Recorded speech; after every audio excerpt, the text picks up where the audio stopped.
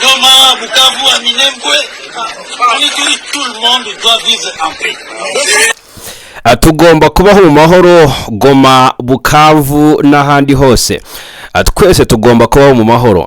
Nta munyekongo urutundi, nta munyekongo uri hejuru ya mugenzi we cyangwa uri ku ruhande rudasanzwe. Oya, twese turi abanyekongo, tubishaka cyangwa tutabishaka, tugomba kubana kandi tukabana mu mahoro. Yes, nta kiza cyo kuzindukana inkuru mbi, ariko ni munyemerere nzinduke mbagezaho amakuru agezweho mu rasirazo rw'igihugu cya Congo nibande ku nkuru mbi yongeye gushimangirwa. Nitwe tumaze iminsi tubabwira ko bishoboka ko Lieutenant Colonel Willy Ngoma, umuvugizi wa M23 mu bya gisirikare, yaba akiri muzima nyuma y'uko yari yabitswe kuva mu by'ukuri kwa kabiri iki cyumweru dusoza. Bivuga ko yaguye mu gitero cya drone z'igisirikare cya Republika Demokarasi ya Congo cyagabwe muri za Rubaya, ni muri teritwari ya Masisi, ni muri Kivu y'Amajyaruguru. Kigabwa rero mu rwego rwo kubabaza cyane abarwanyi ba M23 ndetse n'abayobozi ba AFC M23, ngo gihitana Willy Ngoma ndetse n'abandi 18 bari kumwe mu nama ya M23 yigiraga hamwe uko gahunda zabo zigomba kuba zikorwa mu buryo bukurikirana. Icyavuzwe rero ni urupfu rwe, ariko kandi andi makuru ku rundi ruhande agashimangira ko ahubwo Willy Ngoma yakomeretse atarapfa. Namakuru yavuzwe biza kuhwibiswa ko na General Major Sultan Makenga, komanda mukuru wa M23, ngo yaba yakomerekeye muri urugamba. Hari nabavuze ko yapfuye, ariko Makenga we bya kuva uwo munsi kugeza na maginga ya inkuru y'urupfu rwe ntiyigeze ivugwaho, cyangwa se nta nubwo byavuzwe kenshi. Havuzwe urupfu rwa Willy Ngoma, havugwa gukomereka kwe, havugwa ko yaba akiri muzima. Aka kanya rero ndagira ngo turebere hamwe ibitangajwe n'ikinyamakuru Actualité.cd, niyo source y'iyi nkuru ngiye kuba ambasomera cyangwa se mbabwira, kuko ikinyamakuru kiravuga ko M23 yamaze kuba ibitangaza. Hanyuma ibi ngibi turabivi muzini muzingo mbabwire ari guturuka muri teritwari ya Masisi, aha ni muri Kivu y'Amajyaruguru ku mirongo y'urugamba. Ndanyarukira mu bice bya Nyabyondo mbabwire amakuru ari guturukayo, ngo imirwano yanakomeje rwose muri access zitandukanye za Nyabyondo werekeza mu bice bya Warikare. Ndabwiraho imirwano yibanze, mbabwire iby'ingaruka z'ibitero bya drone z'igisirikare cya Congo muri biriya bice. Ni ibitero byagabwe mu masaha y'umugoroba ku munsi wo kwa gatanu hariya muri teritwari ya Masisi. Ndabwira inkuru mbi cyane iturutse mu mujyi wa Goma, inkuru mbi cyane kabisa, ndaje nyobwireho. Ariko kandi turanyarukira no mu zindi access zitandukanye za teritwari ya Masisi, mbabwira uko situation imeze. Hanyuma u Rwanda na Congo bisubiye bubisi, ndaza kubabwira uko byagenze muri Warikare. Haravugwa amahano akozwe na wazalendo mu buryo budasanzwe, ariko kandi ubwoba ni bwose muri Warikare ko M23 ishobora kuza kwerekezayo bijyanye n'ibimenyetso simusiga. Tujye ko turebera hamwe. Hanyuma irucuru abasivile babiri bishwe mu mirwano hagati ya M23 n'umutwe twaje intwaro hariya ahitwa Ijetienne, ni hafi ya Mweso gato, kuva tariki 27. Umutekano n'umuke muri izi axe turaje tubive imuzini muzingo muri aya makuru. Hanyuma rero ndababwira ko ikindi kiri kuvugwa amaginga ya Amerika tayari yatangije igitero cyangwa se yatangije ibitero kuri Iran. Icyari kigamijwe ntabwo cyagezweho ahangaha, ahubwo noneho icyari umuhigo cyo cyafashwe. Ahangaha inkuru dufite iravuga ko ibihugu byinshi by'inshuti byabigendeye mu buryo bukomeye. Mu gitondo cyo kuri tariki 28 Gashyantare 2023 mu murwa mukuru wa Iran Tehran no mu yindi mijyi ikomeye nk'ahitwa ngo ni Isfahan, Karaj ndetse na Kermashan. Ahangaha ahumvikanye urusaku rwinshi rw'ibisasu biturika bishwanyagurika bidatinze. Minisitiri w'ingabo wa Israel ariwe Israel Katz yatangaje ko rwose igisirikare cyabo cyatangije ibitero byiswe Operation Roaring Lion, bigamije guca intege ubushobozi bwa Iran bwo gukora intwaro kirimbuzi mu kurinda ndetse ko nukurinda ko akaga gashobora cyangwa se kashoboraga kubwira abaturage babo. Ni bitero ngo byahitanye n'abasivile nk'uko ibinyamakuru bitandukanye byo muri Iran byabishyize ahagaragara. Iyi ntambara nayo turaje tuyihanga amaso bane natwe kuva ku munota w'embere kugera ku wanyuma. Uzajya umenya ibiri kubera muri biriya bihugu, naho tuzaje tuhakubera 5 kuri 5. Yes, kanda hasi handitse subscribe cyangwa sabone kugira ngo mujye kuri wiyongere mu muryango mugari w'abadahwema kwibanira natwe. U Rwanda ruciye agasuzuguro kwa guverinoma Kinshasa rushyira hanze byose. Reka byose rero tubane ubimenye 5 ku kandi. Hanyuma rero ndeka nongere nkubwire ko yari ari mu by'ukuri ari News Lab TV ngendifa gikayinamura nkwibutse ko aya ari nayo mahitamo yawe meza. Reka duhere ku makuru y'ibitangajwe n'ikinyamakuru Actualité.cd ngo M23 ku mugaragaro yatangaje urupfu rwa Willy Ngoma kuri wa gatandatu tariki 28 Gashyantare 2026 saa 3:11 nibwo inkuru yasohotse ngo byasabye iminsi ine gusa kugira ngo umutwe wa Alliance Fleuve Congo Mouvement du M23 Mars utangaze urupfu rw'umwe mu bayobozi bakuru bawo ari we muvugizi wa gisirikare Willy Ngoma ngo wapfuye azize igitero cya drone cyashinjwe ingabo za Republika Demokarasi ya Congo Force Armée de la République Démocratique du Congo FARDC. Mu itangazo ryashyizwe hagaragara kuri uyu wa gatandatu umutwe twaje intwaro rero watangaje ko ubutegetsi bwa Tshisekedi bwahisemo mu by'ukuri kurenga nkana ku masezerano n'agahenge no gutangiza intambara yeruye muri Asirazuba bwa Repubulika Iharanira Demokarasi ya Congo. Ibivugwa na M23 nkuko ikinyamakuru kibitangaza cyangwa se kibishyize hanze ngo mu itangazo ryashyizwe hagaragara kuri wa gatandatu uwo mutwe witwaje intwaro watangaje ko ubutegetsi bwa Perezida Tshisekedi bwahisemo nkana kurenga ku masezerano n'agahenge gutangiza intambara yeruye muri Asirazuba bwa Repubulika Demokarasi ya Congo.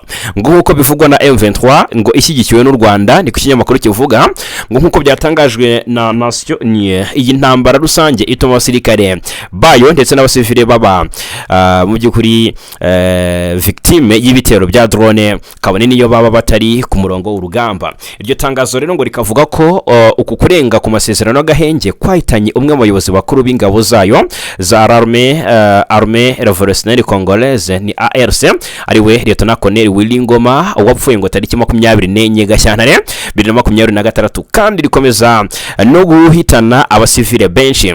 M23 yagize ati ibi byaha ntibizirengagizwa kandi ntibizabura guhanwa. Kwibuka abapfuye bidusaba kandi bidutegeka gufata inshingano rusange. Ibi byaha ntibizabura ingaruka. Inshingano yacu ni ukurinda abaturage bacu ndetse n'abasirikare bacu ku buso bwose bw'uturere twabohowe. Uyu mutwe kandi wongeye kwibutsa ko mu byumweru bishize wakomeje kumenyesha abafatanyabikorwa mu biganiro by'amahoro bijyanye no kurenga ku gahenge no kwica abasivile bivugwa ko bikorwa n'ubutegetsi bwa Kinshasa mu duce twinshi twa Nokivu. Urupfu rwa Willy Ngoma rukaba ruje rukurikira urwa Magura Paluku mu gihe imirwano irushaho gukaza umurego muri Asirazuba bwa Congo. Uku kwiyongerera ko imirwano kuri guterwa no kutubahiriza agahenge kari kasabwe na Angola kwiyongera mu by'ukuri kwiyongera ku bitero byo mu kirere by'ingabo za Congo ndetse n'ibitero byo ku butaka bikozwe na Wazalendo bafatanya na FARDC barwanya bashakisha cyangwa se bagabira ibitero ku birindiro bya M23 umutwe uvugwa ko ushyigikiwe n'u Rwanda nk'uko Loni ibivuga. Ku rwego mpuzamahanga rero ibiganiro bya Dipolomasi birimo inzira za Washington na Doha bishyigikiwe n'Union Africaine birakomeje ku mpapuro ariko kandi bikaba bitaratanga umusaruro ugaragara ku butaka mu gihe umwuka mubi ukomeje hagati ya Kinshasa na Kigali ndetse hagati ya ubwo bivugwa ko mu by'ukuri impamvu Kigali ivugwa cyane nuko ngo ishinjwa gufasha umutwe wa M23. Ibi rero birakomeje gukomera gukara ndetse no gukarata mu burasirazuba bw'igihugu cya Congo ahitwa Inyabyondo ingabo za Congo FARDC na Wazalendo ahitwa Kinyumba ni hafi gato ya Nyabyondo centre.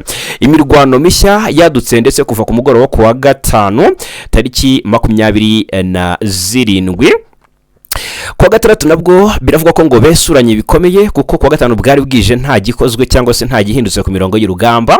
Kwa gatandatu rero barasubukura basana bongera kwesurana mu buryo budasanzwe. Force Armée de la République Démocratique du Congo cyangwa se FARDC ngo zikiwe n'imitwe ya Wazalendo mu gace ka Kinyumba muri teritwari ya Masisi. Kinyumba iyi ni agacundi kari nko muri kilometero 10 mu majyaruguru ya Nyabyondo ni ku muhanda werekeza Pinga. Iyi Kinyumba rero nkuko amakuru abivuga ngo yebere imirwano yindi karundura karawutaka hagati impande zombi zihanganye. Inyabyondo abariyo baratangaza ko inyeshyamba zagabye ibitero muri ako gace kakigenzurwa n'uruhande rwa leta ngo zari zigamije kongera kukwigarurira nyuma y'imirwano ngo ingendo hagati ya Nyabyondo na Pinga zahagaritswe mu buryo budasubirwaho. Nuko ngo kuva Nyabyondo ujya Pinga cyangwa se kuva Pinga ujya Nyabyondo birakugora cyane. Pinga ni muri Warikare, Nyabyondo ni mutetware musariko hafi y'urugabaniro rwa Masisi na Warikare. Ubwo rero gukora movement aho ngaho ngo byagoranye cyane kubera imirwano yacaga yateraga ibintu hagati y'impande zombi. Muri Nyabyondo ubwoba ni bwinshi, mu baturage benshi bakaba bagumye mu ngo zabo kubera impungenge z'umutekano muke.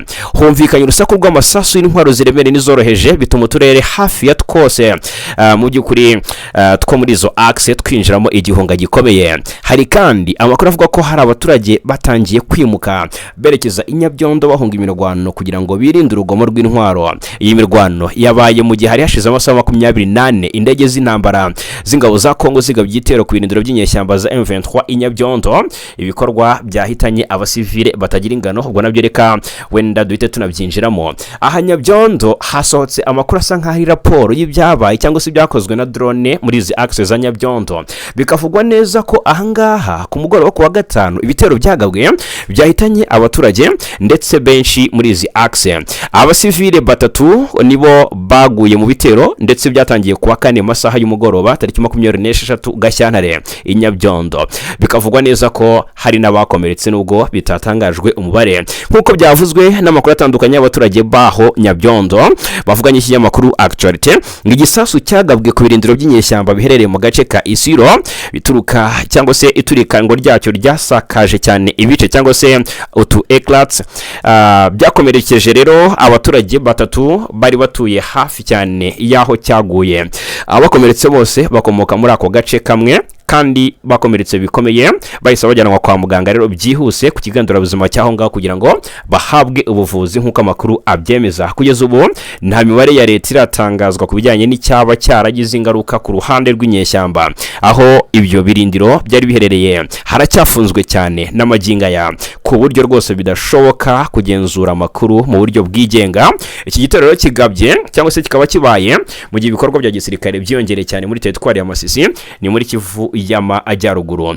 Tuvuye Nyabyondo gato tugaruke muri axe za Warikare, Ngoma ndetse n'Urucuru. Hose hari amakuru kandi akomeye cyane tugomba kuba dukubita tubangura tubabwira. Ahangaha reka mpite ntangira mbabwira ko Ngoma reka ariyo mperaho.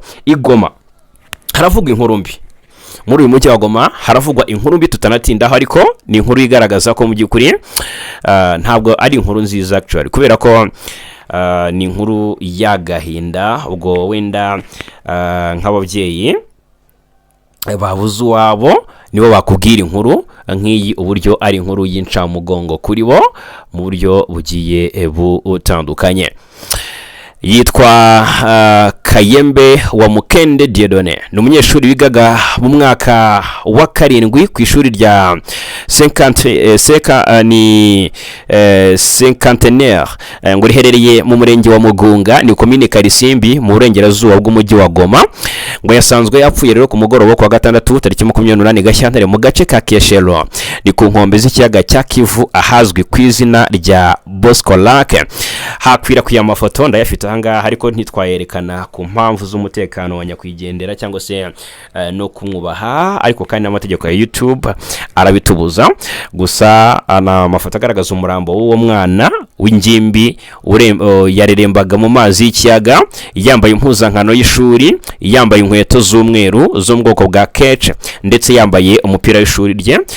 Ibintu rero byatumye amenyekana nk'uko amakuru atandukanye aturuka aho byabereye abivuga.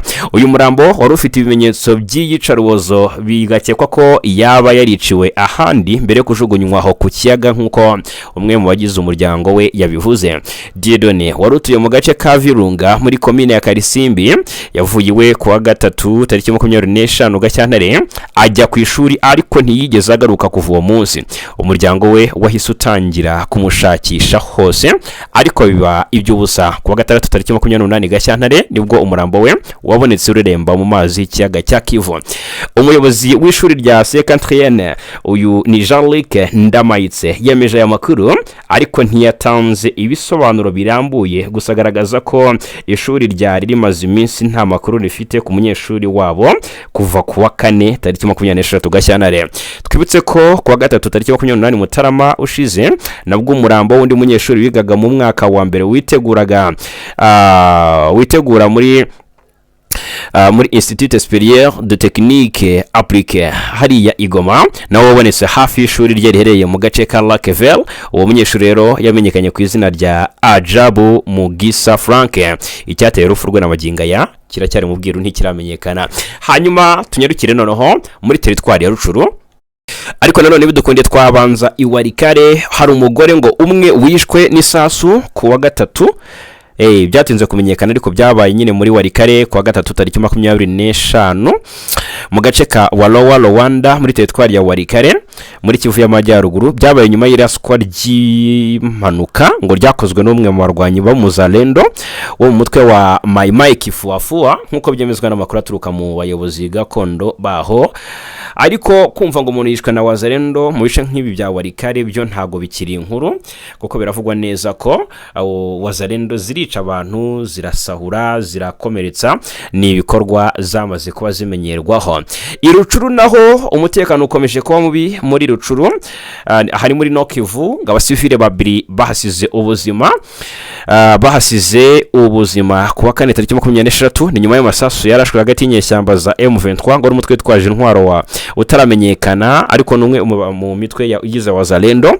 Bibera mu gice cya Jetienne giherereye mu bwami bwa Bwito ni hafi ya Mweso muri Masisi nkuko amakuru aturuka imweso abitangaza ngo imirwano yatangiye ni mugoroba ubwo abarwanyi ba M23 bari mu irondo mu gace bahuye rero n'abagabo bitwaje intwaro aho kugeza ubu hataramenyekana neza abari bo cyangwa umutwe babarizwamo. Amasasu menshi yahise atangira kumvikana muri icyo gice cy'ubuhinzi n'ubworozi bitungura abaturage banatera ubwoba bukomeye mu baturage aho. Imibare yibanze igaragaza ko havuye abasivile babiri, umukobwa wari ukiri muto n'umushumba w'inka, bombe bakaba barishwe n'amasasu yayobye mu gice barimo. Inka 12 nazo ngo zarasiwe aho ngaho muri icyo gikorwa bikomeza guteza igihombo aborozi baho kuko imibereho yabo ishingiye hanini ku mitungo yabo cyangwa se ku matungo yabo. Iyo ni inkuru nayo mbi cyane ituruka mu bice bya Rucuru aha ni muri Nokivu. Muri inkuru ndaje mu by'ukuri turaza gukomoza kuri byinshi bigiye bitandukanye nk'ibyatangajwe na Bertrand Bisimwa ku bijyanye n'ibikorwa bya guverinoma Kinshasa. Amagambo ya Bertrand Bisimwa ariko yatangajwe mu by'ukuri arakomeye cyane. Ndaza kukubwira byinshi imasisi haravugwa byinshi. Turaje tunyarukire n'ahitwa Murema turebera hamwe uko situation imeze. Minisitiri Nduhungirehe yerekanye ubujiji bw'umudepite wo mu Faransa yifuza ko mushiki wabo yasimburwa ku mwanya w'umunyamabanga mukuru wa OIF ni mu gihe Rwanda rumaze iminsi rumutangaje nkuza ruhagararira mu matora cyangwa se muri manda n'ubundi ya gatatu. Gufusa guverinoma Kinshasa nayo iri gutanga abandi bakandida kugira ngo mu by'ukuri aba ariyo igira umuyobozi muri OIF. Minisitiri w'Ububanyi n'Amahanga n'Ubutwererane Olivier Nduhungirehe yerekanye ubujiji bw'uyu mudepite mu Faransa yitwa Olivier Tache wavuze ko Louise Mushikiwabo agomba gusimburwa n'umunyekongo ku mwanya w'umunyamabanga mukuru w'umuryango OIF uhuza ibihugu bikoresha igifaransa. Depute Tache uhagarariye ishyaka LFI cyangwa se La France Insoumise mu nteko nshinga amategeko y'Ubufaransa yatangaje ko igihe kigeze ngo Repubulika ya Demokarasi ya Congo iyobora uyu muryango ashingiye ku kuba iki gihugu gifite abantu benshi bakoresha igifaransa. Byagaragaye ko uyu mudepite atazi inshingano Mushikiwabo afite muri OIF kuko yamwise perezida w'uyu muryango kandi utagira perezida.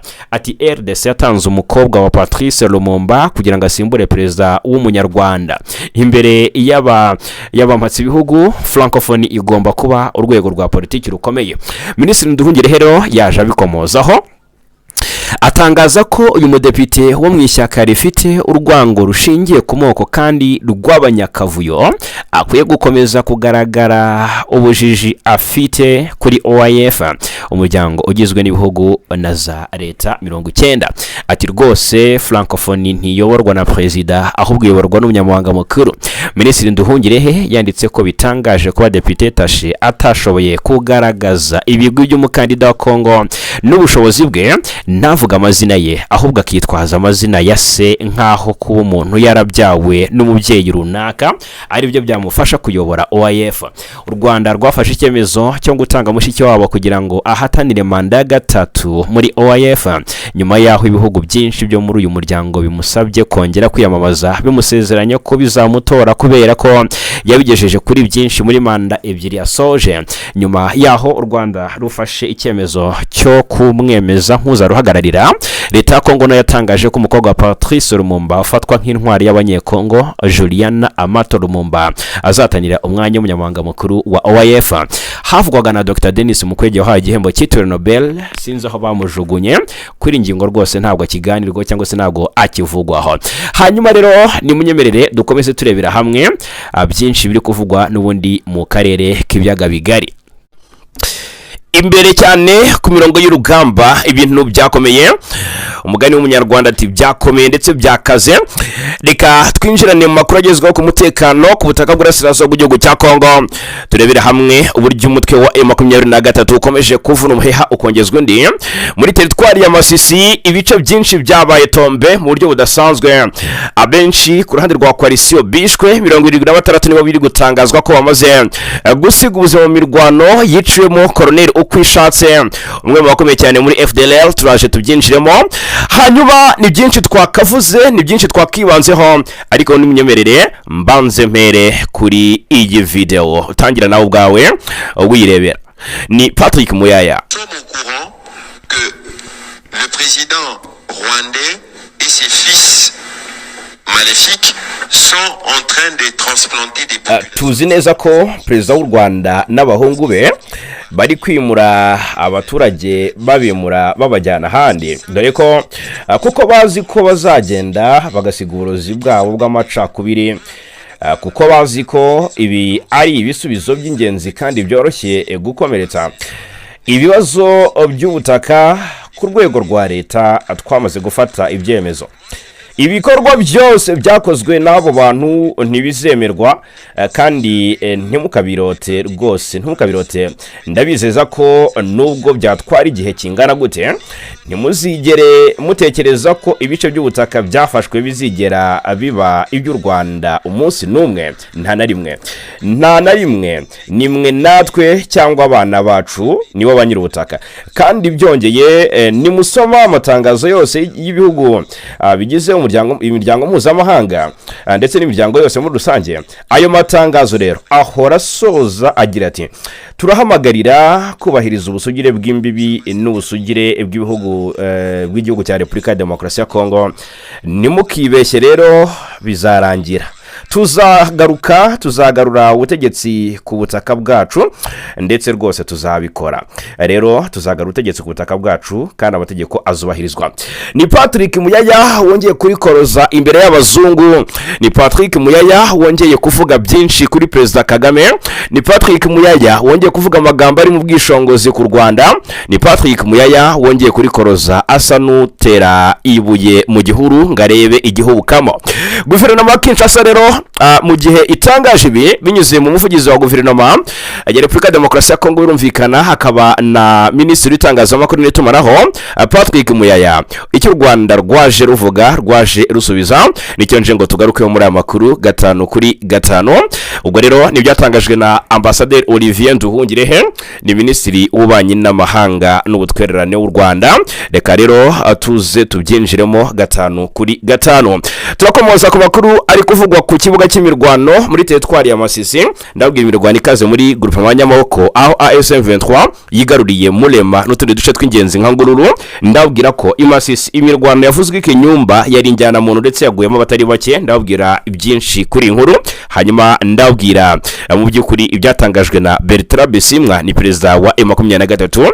Amagambo aremere cyane yatangajwe n'umuperezida wa M23 bigaragaza ko M23 ari intare ishonje kandi ikeneye kuba yagera ku ntego. Umurundi wisha ababikira banze kuvura abasirikare bari muri Congo yafatiwe mu Butaliyani. Byagenze bite? Turaje tubive imuziri muzingo. Ndabwira ko mu by'ukuri umukobwa wa Patrice Lumumba agiye guhatana na Louise mushiki wabo, ni muri manda ya OIF. Ndabwira ko Willy Ngoma ngo yabamaze gushyingurwa mu ishyamba, ariko kandi abandi ku rundi ruhande batiwe aracyari muzima. Ndabahunzi yobera. Ndabwira byinshi ku nkuru yuko ko Repubulika Demokarasi ya Congo yemeye mu by'ukuri ngo kwakira amadolari ya Amerika ibindi bihugu byahunze cyangwa se byatinye. Bigenze bite? Ni gute Tshisekedi yongeye guhitamo kuba umwihanduza cumu? Turaje tubive imuziri muzingo. Telefone yaturutse i Kigali yaburijemo ibihano bya Leta Zunze Ubumwe za Amerika ku Rwanda. Mw'abantu mwe ngirebera u Rwanda nihumbya ngo kandi taha i Rwanda yiriwe ahandi. Ndaje tubigarukeho. I Rubavu abanyarwanda 208 batashye bava muri Repubulika Iharanira Demokarasi ya Congo. Reka rero byose tubyinjiremo 5 kuri 5. Yes, iyi ni News Lab TV. Udakanze subscribe cyangwa sabone nyaboneka urahomba cyane. Nge ndi Fagika yinamura mbibutse ko aya ari nayo mahitamo yanyu meza. Reka duhere ku byatangajwe na Minisitiri w'Ububanyi n'Amahanga n'Ubutwererane w'u Rwanda Ambassadeur Olivier Nduhungirehe.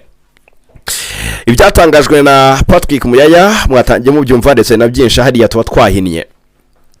Nduhungirehe yaje agaragaza ko ubutegetsi bwa Repubulika Demokarasi ya Congo bufite umugambi wo kwambura ubwenegihugu abanyekongo Abatutsi bwitwaje ururimi. Iki kintu ndagira ngo tugisurinye cyangwa se tugishaka rongo. Nuko ngo Congo irashaka kwambura abanyekongo bavuga Ikinyarwanda ubwenegihugu bwabo bazira ko ngo ari abantu bavuga urundi rurimi, ngo ari abantu basukundi, ngo abo mu burasirazuba bwa Congo ntago basa nabi Kinshasa, ntago basa n'aba Outwele, ntago basa n'abahandi. Noneho ngo kuba ari Abatutsi noneho kikaba ikibazo gikomeye cyane. Ngira ngo noneho mwumvishe ibyatangajwe na Ikenge mu minsi ishize avuga ati ntimukabyarane nabo, ngo kubyarana n'Umututsi ni ikibazo gikomeye, ngo kandi ngo ntimugashaka abagore b'Abatutsi, ngo abagore b'Abatutsi ngo ramushaka ntakubyarire, ngo akabyarira bene wabo ngo ukabarera. Noneho arika twitse noneho kubyatangajwe n'umuvugizi wa guverinoma y'u Rwanda Minisitiri w'Ububanyi n'Amahanga Nduhungirehe yagaragaje ko ubutegetsi bwa Congo noneho bufite cyangwa se bugeze ku mugambi wo kwambura ubwenegihugu abanyekongo b'Abatutsi bwitwaje ururimi. Ni nyuma yuko umuvugizi wa guverinoma ya Repubulika Demokarasi ya Congo Patrick Muyaya yabwiye abanyekongo baba muri Canada ko mu gihe cyabo cyangwa se mu gihugu cyabo ngo nta rurimi rw'Ikinyarwanda ruhavugirwa, ahubwo ko ngo rwitwa Igihutu, byumvikanisha ko ruvugwa n'abanyekongo b'Abahutu.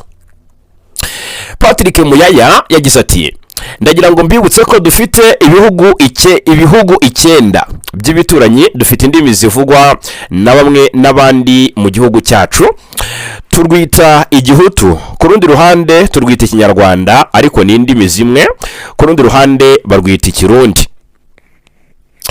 Kuri 27 Gashyantare Minisitiri Nduhungirehe yaje atangaza ko mwumve kuntu ibintu bikomeye cyane n'uburyo Kinshasa ifata ibintu ikabishyira ku rundi rwego. Ibyatangiye bitangazwa na Muyaya twatangiye tubyumva mu buryo bw'ubusemuzi. Kuri 27 rero Minisitiri Nduhungirehe yatangaje ko ururimi rw'Igihutu rutigeze rubaho mu mateka y'akarere u Rwanda na Congo biherereyemo, kandi ko kuvuga ko Ikinyarwanda gikoreshwa mu Rwanda gusa ari ikinyoma. Nduhungirehe yasobanuye ko Muyaya avuga aya magambo yaragamije kumvisha cyangwa se kumvikanisha ko Abahutu ari bo bafite inkomoko muri Repubulika Demokarasi ya Congo. Kugira ngo aha murabyumva cyane, ni mu gihe abanyekongo b'Abatutsi bo ngo ari abanyamahanga kubera ko bahamya ko ururimi bavuga ari Ikinyarwanda.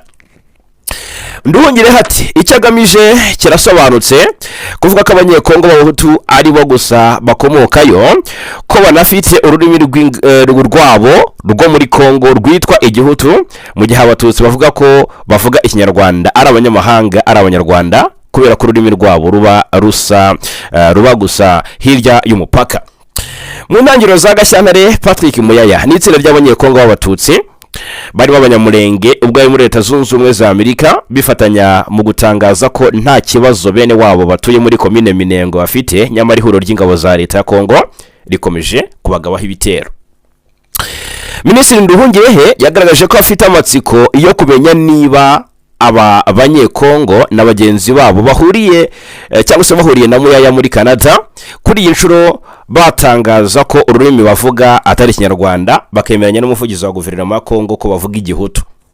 Asobanura ko ibikorwa byo gushaka gutesha agaciro abanyekongo bo mu bwoko bw'Abatutsi atari bishya kuri Leta ya Repubulika Demokarasi ya Congo, kuko benshi cyangwa se kuko ari kenshi abayobozi bo muri guverinoma Kinshasa muri iki gihugu bagiye babibasira cyangwa se bagashyigikira ababibasira. urugero rwa vuba yatanze n'urwa General Major Sylvain Kenge Bomusa wagiye kuri televiziyo y'igihugu RTNC mu Koza 2025 akavuga ko abanyekongo b'abatutsikazi batabyarana nabo badahuje ubwoko, asaba abagabo kubitondera. Nago dutinda, reka twikomereze ahangaha nta nicyo gusobanura gihari. Ahubwo noneho twinjire ku kibuga cy'imirwano aho ibintu byarushijeho gukara ndetse no gukarata. Gusa icyo nakomeza mvuga ku bijyanye n'u Rwanda na Repubulika ya Demokarasi ya Kongo ukusu guterana amagambo no kuvuganira ababuze kivugira ku ruhande rw'abanyekongo batuye hariya murasirazuba bwa Repubulika ya Demokarasi ya Kongo, by'umwihariko abo ngoko bw'abatutsi bahonyorerwa gushira ndetse bicirwa kurwara nk'inda nk'uko guverinoma Kinshasa yabishyize mu migambi yayo. Ibi rero u Rwanda rufatwa nk'ururwana murasirazuba bwa Repubulika ya Demokarasi ya Kongo, ndetse ngo u Rwanda ruhagamije ngo gusahura igihugu cya Kongo, nibyo guverinoma Kinshasa irushinja. U Rwanda ariko narwo rubihakana rubiteye twatsi rugashinja Kongo guverinoma Kinshasa muri rusange gushyigikira umutwe wa FDLR ugizwe hanini n'abasize bayikuye u Rwanda muri jenoside yakorewe abatutsi. Ubwo rero ndagira ngo noneho twibande cyane kukuba byarageze naho u Rwanda na Kongo bisinyana amasezerano ajya kwitwa nk'aya gahenge, kubera ko na amasezerano akubiyemo ihagarikwa ry'imirwano, ariko hakabaho gusenya umutwe wa FDLR ugizwe hanini n'abasize bayikuye u Rwanda muri jenoside yakorewe abatutsi, n'ingingo yo kuba u Rwanda rwakuraho ingamba z'ubwirinzi rwashyize ku mipaka. Ubwo rero ayo masezerano yasinywe tariki enye z'ukwezi kwa 12 umwaka wa 2025 kugeza na magingo ya nta kirakorwa ngashyirwe mu bikorwa. Abenshi rero bari batangiye gutangaza bimwe mu byavugiwe i Washington ko u Rwanda ndetse na Perezida Kagame bashobora kuza gufatirwa ibihano bijyanye n'imyitwarire nyuma yo gusinya aya masezerano, isa nigaragaza ko mu by'ukuri abari harimo gukerensa ibikubiye muri aya masezerano. Telefone yaturutse i Kigali ikahamagara i Washington yaburijemo ibyo byose byari ikibazo cyangwa se byibazwagaho, dore ko ibiro bya Perezida wa Leta Zunze Ubumwe za Amerika by'ubwabyo byitangarije ko byahagaritse gahunda yo gufatira u Rwanda ibihano nyuma y'ubuvugizi bwakozwe na Senateri Lindsey Graham w'umunyamerika. The Wall Street Journal yanditse ko mu mpera za Mutarama uyu mwaka Perezida Kagame yahamagaye Senateri Graham hanyuma amusaba ubufasha bwo guhagarika umugambi wa White House wo gufatira u Rwanda ibihano. Kuva mu mpera z'umwaka ushize Amerika yarakunze kuvuga ko izahana u Rwanda irushinja kudashyira mu bikorwa amasezerano ya Washington rwasinyanye na guverinoma ya Kinshasa mu Kuboza umwaka wa 2025. Hanyuma rero Lindsey Graham ngo yemeye ubwo bufasha, asaba White House n'ibiro bya Vice President JD Vance kudafata ibyo bihano kubera ko u Rwanda ari umufatanyabikorwa wizewe wa Amerika, bityo ko kurufatira ibihano byarushora kure y'ubufatanye na Washington. Graham kandi ngo yabwiye White House ko u Rwanda rwubahirije gahunda yo kohereza mu y'agaciro muri Amerika nyuma y'amasezerano ibihugu byombi byasinyanye. Abayobozi benshi bazi ibyiriya dosiye bavuga ko White House yahise yisubira ku cyemezo cy'ibihano yateganyaga gufata, nubwo abayobozi batandukanye batumvaga kimwe ibyo kubihagarika. Hanyuma rero uyu Senateri Graham niwe akaba umwe mu bagize ishyaka ry'abarepublike, akaba akomoka muri Carolina y'Epfo ndetse akanaba umuntu wa hafi cyane ya Perezida Donald Trump. Kuri ubu rero umuvugizi we ntacyo aratangaza ko biri ibi bivugwa, White House nayo ntacyo irabivugaho. Muri Kamena umwaka ushize nibwo u Rwanda na Congo Kinshasa byageze ku masezerano y'amahoro nyuma yo guhurizwa mu biganiro na Amerika. N'amasezerano akubiyemo ingingo zitandukanye zirimo guhagarika imirwano hagati y'ingabo za leta ya Kongo n'umutwe wa M23 AFC barwana mu by'ukuri no gusenya umutwe w'iterabwoba wa FDLR ufasha ingabo za leta ya Kongo muri iriya ntambara, ndetse no gukuraho ingamba z'ubwirinzi u Rwanda rumaze igihe rwarafashe. Ku ya 4 Ukuboza nabwo 2025 Perezida Paul Kagame na Felix Antoine Tshisekedi wa Kongo bemeje burundu ari amasezerano mu muhango witabiriwe na Perezida Donald Trump. Senateri Lindsey Graham wari witabiriye uwo muhango yavuze ko rwose ayo masezerano ari ikintu cyari gifite cyari kiri hafi kudashoboka gutekereza, ariko ubu kikaba cyarabaye impamo. Icyakora nyuma yo kuyasinya imirwano ikomeye yongeye kubura hagati y'ingabo za leta ya Kongo n'umutwe wa M23 byitwa ko ushyigikiwe n'u Rwanda. Turaje tuninjire aho bikomereye aka kanya. Ni mu gihe M23 ishinja ashinja ingabo za Repubulika ya Demokarasi ya Congo FARDC kuba arizo ziyigabaho ibitero. White House yabwiye The Wall Street Journal ko ibikorwa by'u Rwanda muri Burasirazuba bwa Congo binyuranyije ku buryo bugaragara n'amasezerano ya Washington, kandi ko Amerika ishaka ko Rwanda na M23 bihita bikura ingabo zabyo muri ako karere. Umuvugizi wa guverinoma y'u Rwanda Yolande Makolo yabwiye kiriya gitangazamakuru ko u Rwanda rwiyemeje gushyira mu bikorwa ari amasezerano, anashinja mu by'ukuri Congo Kinshasa n'imitwe ishyigikiye gukomeza kuyica. Amakuru akavuga ko ibihano Amerika yari mitegura gufatira u Rwanda byagombaga guhabwa abayobozi bakuru barwo na ba M23 mu rwego rwo kurengera amasezerano ya Washington. Na Amerika igaragaza impungenge z'uko ari amasezerano ashobora gusenyuka burundu mu gihe nta ngamba zaba azifashwe.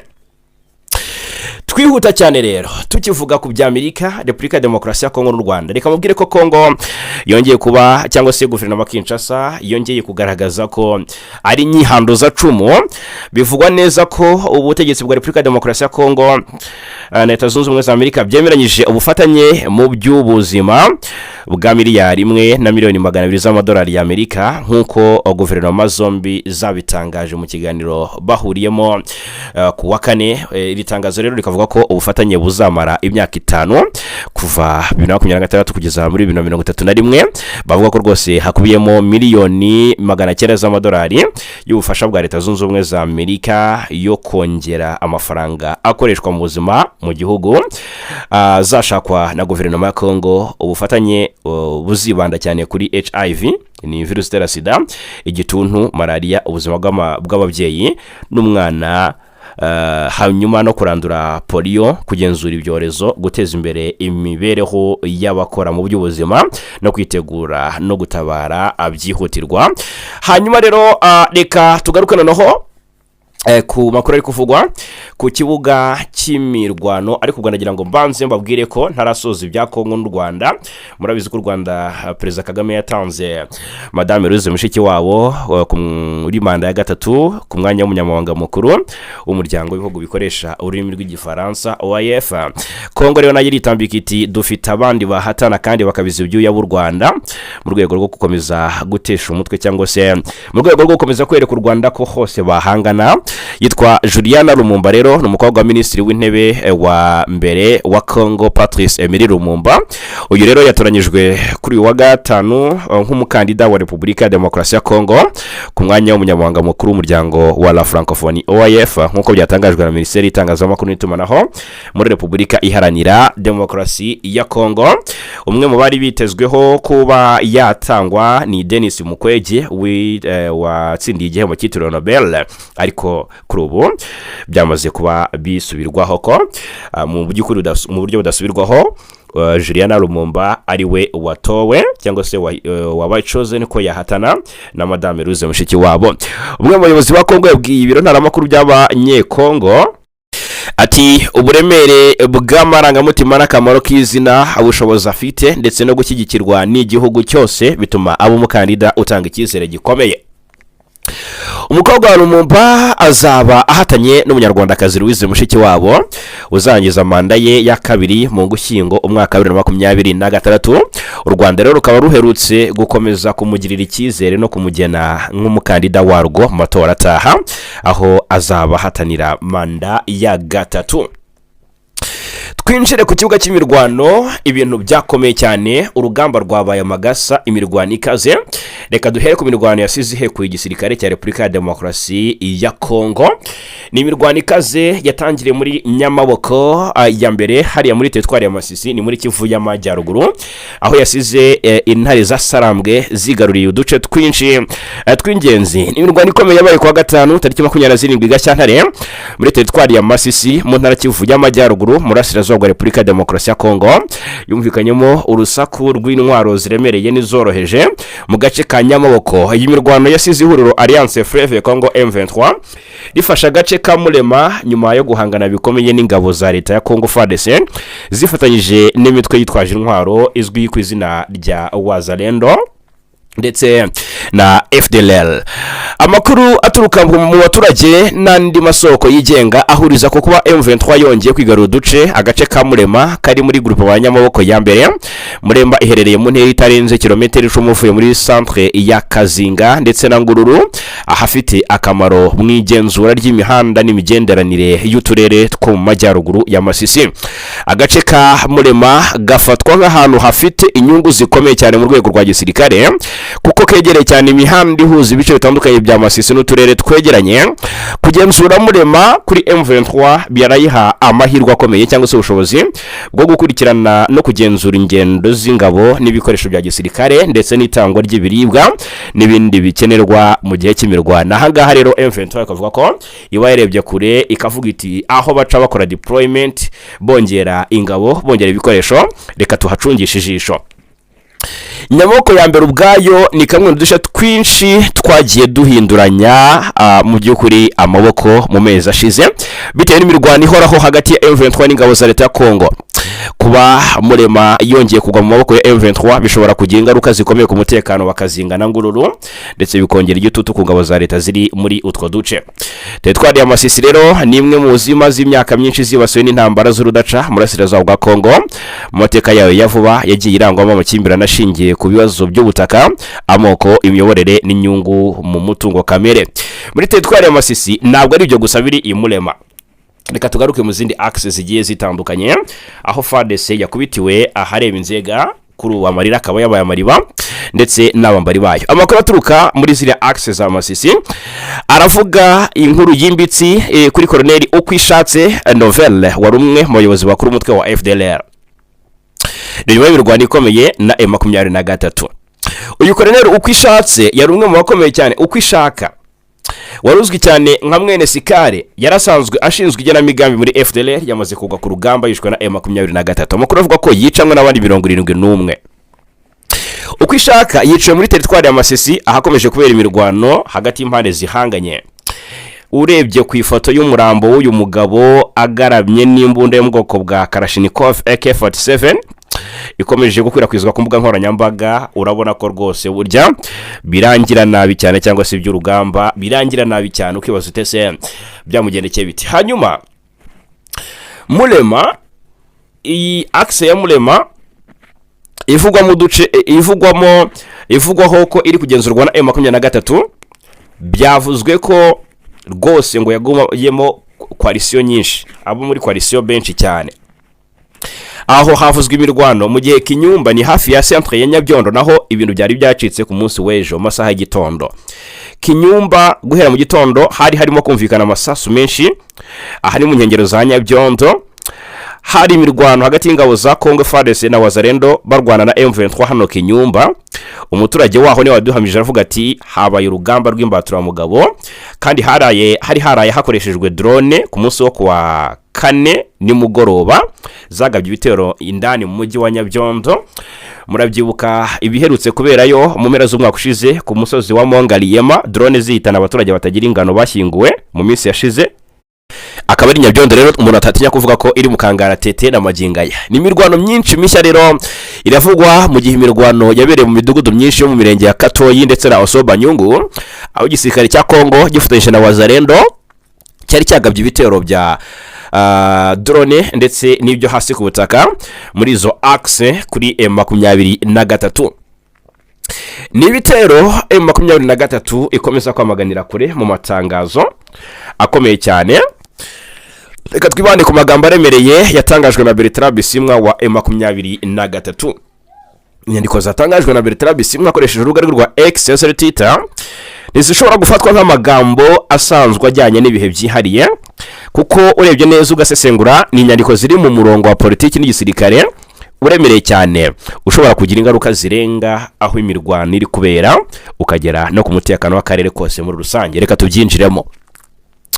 Mu byatangajwe, uyu muyobozi wungirije w'ihuriro rya Alliance ya FF Congo M23 yashinje ubutegetsi bwa Kinshasa ko bwisha gahenge bwari bwemeranyijweho butangiza ibitero byagutse ku mirongo yose y'urugamba ibi birego bya rero nkuko bigaragaramo ibice bitatu by'ingenzi, harimo kwica isezerano ry'agahenge, gutegura no gushyira mu ibikorwa cyangwa se igikorwa cya gisirikare cyari giteguwe kandi gihuriweho n'impande zitandukanye, ndetse no guhitamo ku mugaragaro inzira ya gisirikare nk'uburyo nyamukuru bwo gukemura aya makimbirane. Ihonyorwa ry'agahenge rifite uburemere burenze mu guhagarika imirwano by'agateganyo. Mu ntambara z'iki gihe agahenge si uguhagarika amasasu gusa, ni igikorwa cya politiki cyubaka icyizere gike kikaba gisigaye hagati y'impande zihanganye. Ni intambwe ituma buri ruhande rwemerera urundi nk'umuvugizi ufite ijambo mu mishyikirano. Kurenga ku gahenge rero bisobanura gusenya urwego rw'ibishyikirano, gutesha agaciro ijambo rya politike no gusimbuza ibiganiro imbaraga z'imbunda. Icyizere gisanzwe ari gike kirushaho gusenyuka, dipolomasi igahabwa umwanya muto, mu gihe abasirikare cyangwa se igisirikare gihabwa ijambo rikomeye. Gutanga ibisobanuro by'uko habayeho ibitero by'ihuriro ry'ingabo za Congo zigizwe na FARDC, Wazalendo, FDLR, abacanshuro, imbonerakure z'u Burundi, ingabo za Angola, kandi byagutse byerekana ko atari impanuka cyangwa se kwitwara nabi kw'abasirikare ku giti cyabo, bivuga igikorwa cyateguwe, cyatekerejweho, cyapanzwe kandi cyemejwe ku rwego rwo hejuru mu buyobozi bwa gisirikare. Imvugo yakoreshejwe ishyiraho igitekerezo cy'uko habayeho guhitamo ku bushake inzira y'intambara. Ibi bishobora rero kuba byagaragaza ihinduka riva ku mirwano y'uduce twihariye rigana mu ntambara ifite igishushanyo mbonera gihamye n'intego z'igihe kirekire. Bertrand Bisimwa rero ati mu by'ukuri guverinoma Kinshasa yagaragaje ibimenyetso simusiga by'uko ishobora kuba yarahisemo inzira y'intambara. Ikirego cya gatatu rero ngo nicyo gifite uburemere ahangaha kurusha, kuko ngo harimo guhitamo ku mugaragaro inzira ya gisirikare nk'uburyo bwo gukemura ibibazo cyangwa se ikibazo. Niba koko ariko bimeze, ngo byasobanura ko inzira ya politike yubatswe buhoro binyuze mu buhuza bw'akarere n'amahanga yaba isigaye isa nikorwa gusa kw'izina idafite imbaraga zihagije. Ni mu mateka ya Congo cyane cyane murasirazuba w'igihugu intambara yakunze kuba ingaruka z'uko politiki yunamiwe, ariko iyo ihindutse igikoresho cyatoranyijwe ku bushake ibitakiri ikimenyetso cyo kunanirwa kwa politiki, ahubwo igahinduka politiki ubwayo. Iryo hinduka rero ngo rifite ingaruka zikomeye, rishyira amakimbirane mu gihe kirekire, rigabanya amahirwe y'ubwumvikane kandi rikongera igiciro cy'ubuzima n'umutekano. Mu bihe rero cyangwa se mu gihe ibi birego byafatwa nk'ukuri, cyizere cy'uko ibiganiro byatanga umusaruro kirushaho kugabanuka. Ibikorwa byatangijwe idoha bishobora kugaragara nk'ibyasigaye inyuma. Ku rundi ruhande ubusabe bw'agahenge bwashyizwe imbere na perezida wa Angola Joao Lourenço, ariko nawe wakoze ishyara kohereza ingabo, byanibashijweho na benshi. Bushobora kugaragara rero nk'ubwateshejwe agaciro n'imigendekere y'ibikorwa bya gisirikare byakomeje. Ibi rero bigashyira cyane cyangwa se bishyira mu kibazo imbaraga z'ubuhuza bw'akarere, cyane cyane mu gihe perezida wa Congo Felix Tshisekedi agaragara nk'ufata icyemezo gitandukanye n'inzira yifuzwaga n'abahuza. Ikibazo ntikigarukira ku bantu ku giti cyabo gusa, kuko kireba ireme n'ubudahangarwa bw'imiyoborere y'ubuhuza bwa Afurika. Iyo ijambo ry'umuhuza ridahabwa agaciro cyangwa se rikavuguruzwa n'ibikorwa byo ku rugamba, ubirebesheje amaso y'ubushishozi rero ahangaha inyubako ya dipolomasi iranyeganyega.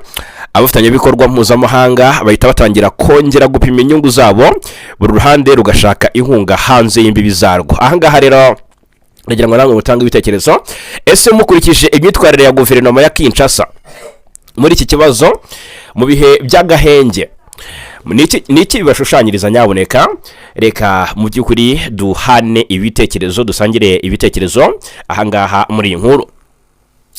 Hanyuma rero reka mbabwire ko uri Lieutenant Colonel Willy Ngoma bivugwa ko ashobora kuba kiri muzima cyangwa se yaba agihumeka w'abazima, bivuye ko kuba guverinoma ya Kinshasa yabitangaje ubwayo ku rubuga rwa X yarahise isiba ibyo tangazo, bivuye ku kuba M23 umutwe yabarizwagamo ndetse akaba n'umuvugizi w'igisirikare cya Congo itaratangaza mu buryo bweruye ko Lieutenant Colonel Willy Ngoma yaba yaritabye Imana, ngiye yakwihanganisha n'abagize umuryango we, bikomotse ku kuba n'ibinyamakuru bitandukanye bishidikanya cyangwa se bitaragaragaza mu by'ukuri aho yarasiwe harazwi cyangwa se haravugwa, ariko ntihagaragazwa mu by'ukuri uko byakozwe ntihagaragazwa mu by'ukuri ukuri guhamye kw'aya makuru.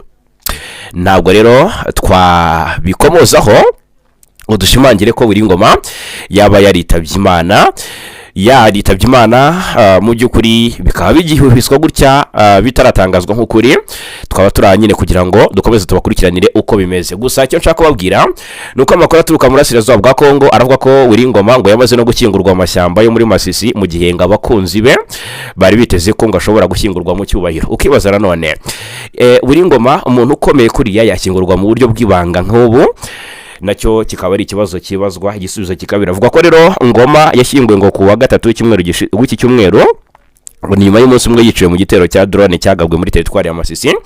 Umunyamakuru Rwanda abinyujije ku rubuga rwa X yavuze ko bitandukanye n'amakuru yavugaga ko umurambo wa Colonel Willy Ngoma wagombaga kugarurwa i Goma.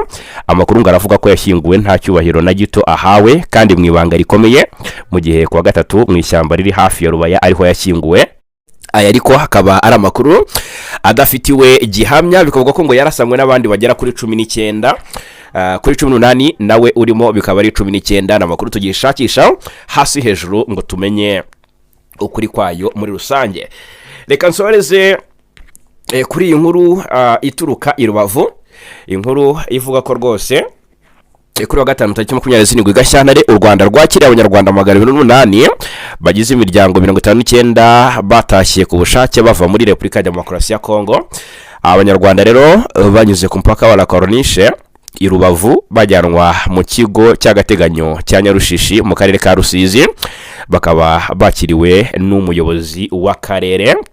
Mu kwakira rero umuyobozi w'akarere Prosper Murindwa yabasabye kwisanga mu gihugu cyabo, gufatanya n'abandi mu iterambere ry'igihugu no kwita ku burezi bw'abana babo, hubahirizwa indangagaciro z'ubumwe, kureba kure no kubazwa inshingano nk'inkingi icyizere cy'igihugu cyubakiyeho.